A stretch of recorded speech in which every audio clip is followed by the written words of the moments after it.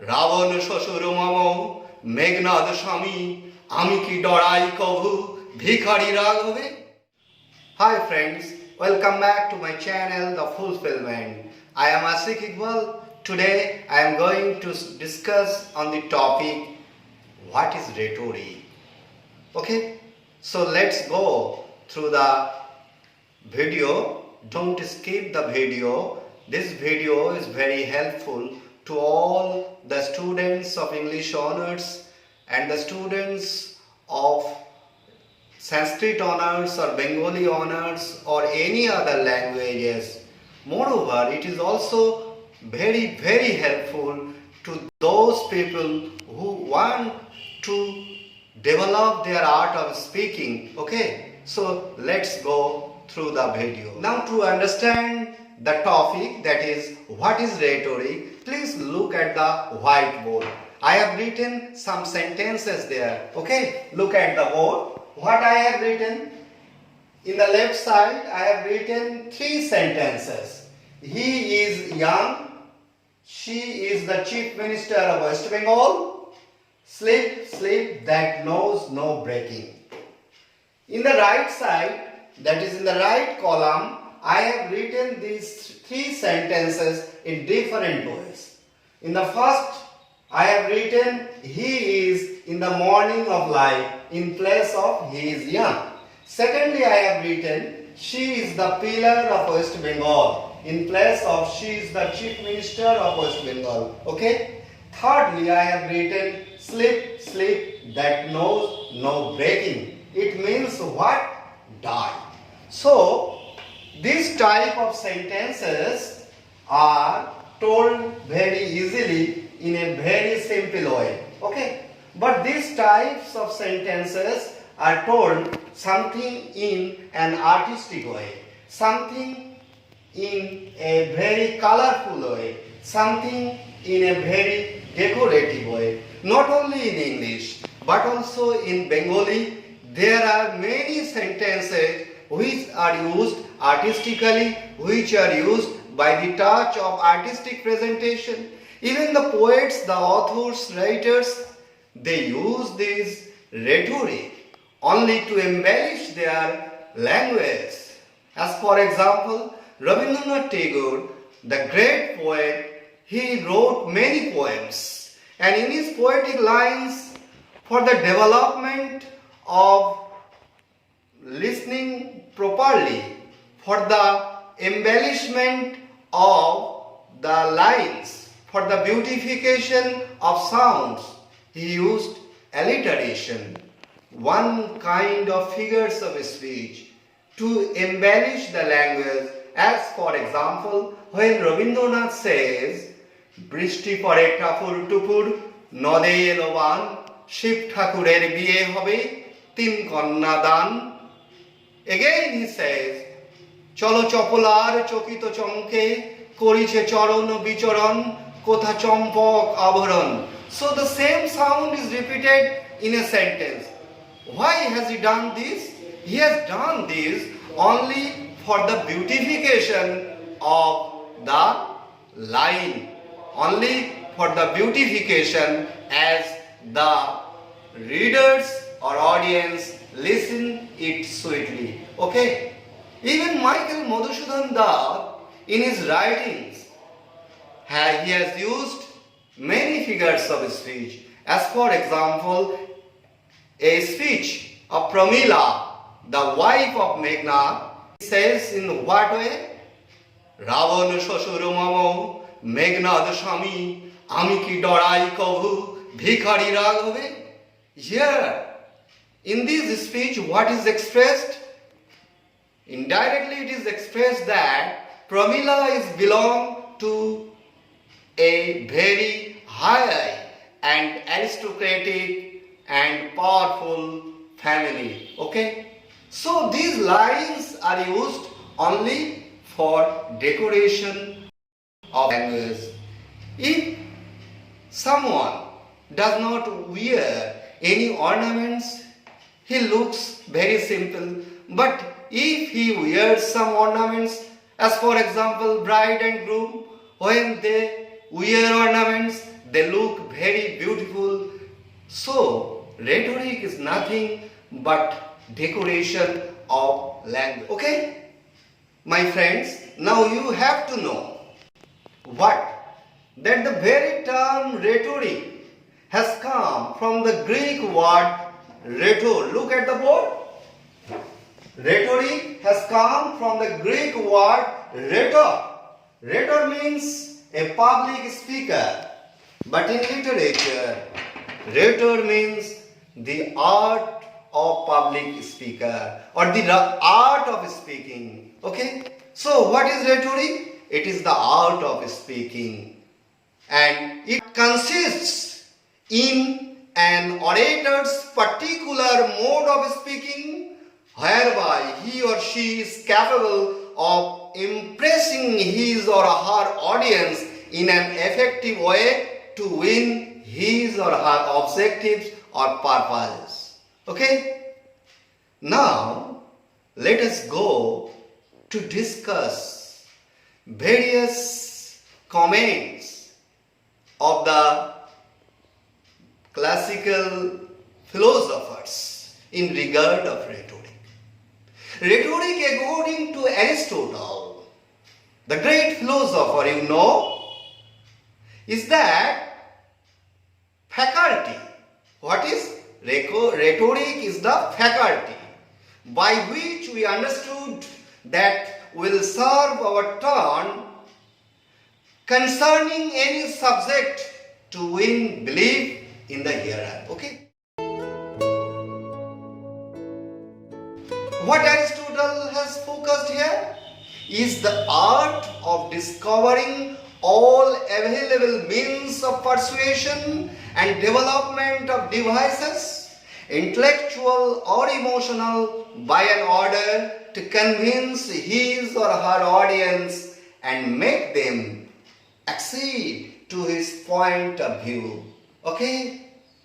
Horace, what did he say?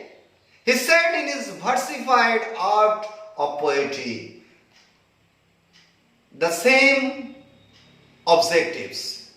He finds the same objectives both in poetry and rhetoric. Locke, another great writer and philosopher, defines rhetoric as the art of speaking with propriety, elegance and force. Okay? So, what we have realized that rhetoric is nothing but the art of speaking. Now let's go to discuss, according to the classical theoreticians, the processes of rhetoric. According to the classical theoreticians, there are 5 steps of rhetoric.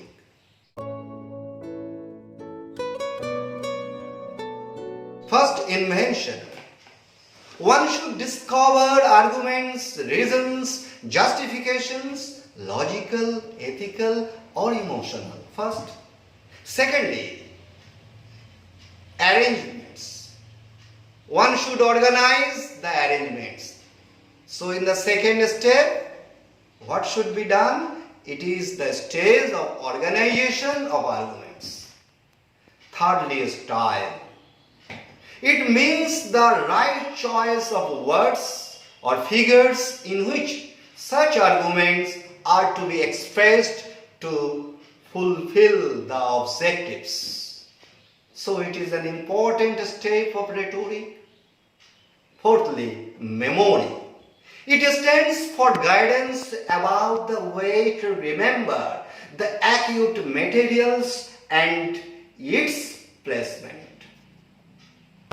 So, the importance is given on what acute materials and placement. Lastly, that is the 5th process, that is delivery. The elaborate technique by which the speech is delivered or the composition is written. Okay? So, these are the 5 steps. These are the 5 processes of rhetoric. And now, I have to discuss on the relationship rhetoric bears to grammar. Where do they meet and where do they part? Okay? So, to this point, I have to discuss that grammar is nothing but a system, is nothing but a group or a set of rules. By reading grammar, one can speak and write any language correctly and clearly. We can pronunciate any words correctly, or we may understand the spelling, the sentence construction, etc., through the reading of grammar. But rhetoric is nothing but the decoration of language. It is the beautification of language. So rhetoric is for not only correctness but also for embellishment. Okay? Because in the very beginning of this video, I told you some sentences. Look at the board again. That he is young, that is plainly said. But he is in the morning of life, that is used in an artistic way. That is rhetoric. She is the chief minister of West Bengal, plainly said. But if I say she is the pillar of the West Bengal, that is artistic, rhetoric. This is not at all. There are a lot of sentences that are used by the figures of speech, and these are rhetorical uses. As for example, pen is mightier than the sword. Pen means writer, sword means fighter. Okay? Socrates drank the fatal calf. It is rhetorical use, but plainly said language is what?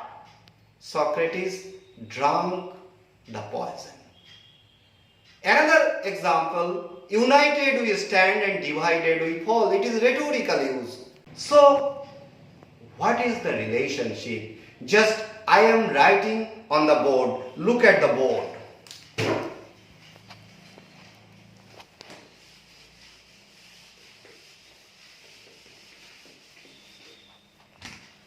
I am making a chart.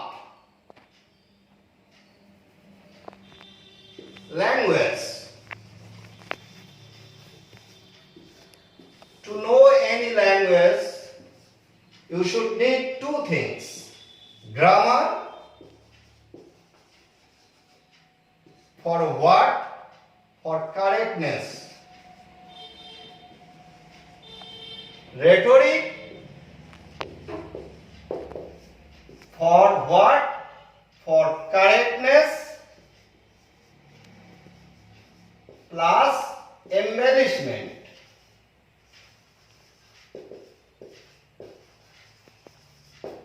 Okay? So what I have told, that two things are necessary for learning any language. Grammar, that is for correctness. If you don't know grammar, you will not be able to speak, to write correctly any language. But at the same time, if you don't know the rhetoric, your language will be very simple. It will not be artistic. That's why you should have to know the rhetoric, that is the figures of speech. I will discuss the figures of speech in my another video. Okay? So, rhetoric for beautification.